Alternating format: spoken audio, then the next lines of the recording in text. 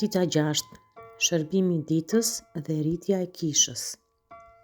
Leximi i ditës, Veprat e Apostujve, kapitulli 6, vargu kyç.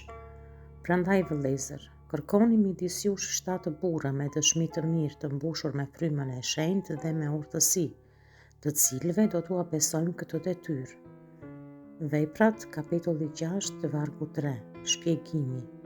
Ndërsa kisha rritej, lindi nevoja për organizim. Apostujt nuk mund të bënin gjithçka vetë.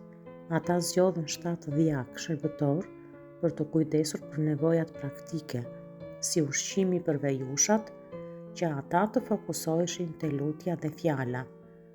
Ky kapitull na mëson se çdo shërbim është shpirtëror. Edhe punët praktike kërkojnë njerëz plot besim dhe frymë të shenjtë, si Stefani. Kur kisha shërben me integritet, fjala e Zotit përhapet edhe më shumë. Lutu me mua. Lutja e reflektimit për ditën 6.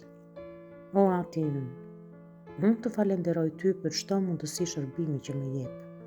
Më fal për herët kur e kam parë shërbimin praktik si më pak të rëndësishëm se atë shpirtëror. Të lutem më mbush me frymën tënde dhe me urtësi, që çdo gjë që bëj, qoftë e vogël apo e madhe, ta bëj me integritet dhe dashuri. Më ndihmo të jem si Stefani, një njeri plot hir dhe fuqi, që pasqyron dritën tënde dhe në mes të sfidave. Bëje jetën time një mjet ku fjala jote të rritet dhe të shumohet në rrethin tim. Më jep për ulësinë për të shërbyer dhe guximin për të dëshmuar. Amen.